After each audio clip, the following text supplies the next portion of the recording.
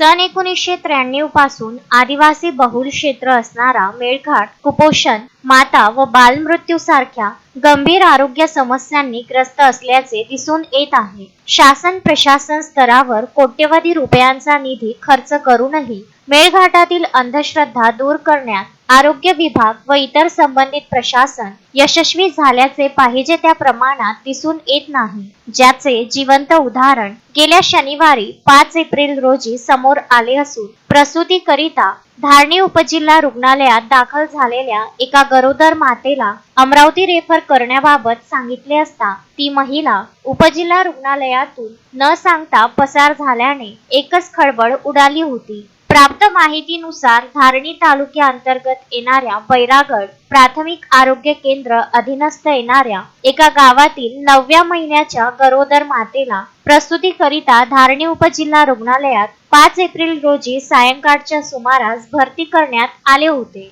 गरोदर मातेच्या नाजूक परिस्थितीला अनुसरून धारणी उपजिल्हा रुग्णालयातील वैद्यकीय अधिकाऱ्यांनी तिला अमरावती रेफर करणार असल्याबाबत सांगितले असता ती न सांगता उपजिल्हा रुग्णालयातून पसार झाली होती. प्रसूतीकरिता आलेली माता पसार झाल्यामुळे काही क्षणाकरिता धारणी उपजिल्हा रुग्णालयात पळापळ माजून एकच खळबळ माजली होती. वैद्यकीय अधीक्षक डॉक्टर दयाराम जावरकर यांनी तात्काळ पोलीस निरीक्षक अशोक जाधव यांना प्रकरणाची माहिती दिली असता धारणी शहरात महिलांचा शोध घेण्यात आला.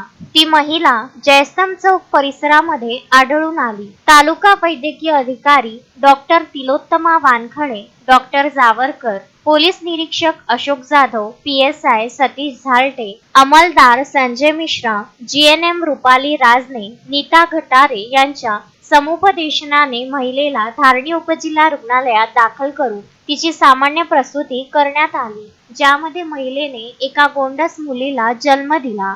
एकंदरीत या प्रकरणाला बघितले असता आजही आदिवासी बहुल मेळघाट क्षेत्रामध्ये आरोग्य विभागाची भीती आणि अंधश्रद्धा कायम आहे.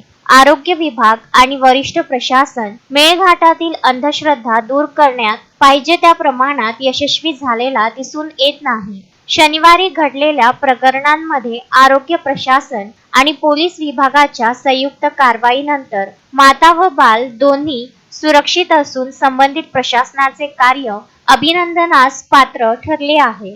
तस्मीन शेख, सुलेमान मेमन, शकील अहमद सह जुगल किशोर जयस्वाल, विदर्भ न्यूज, धारणी.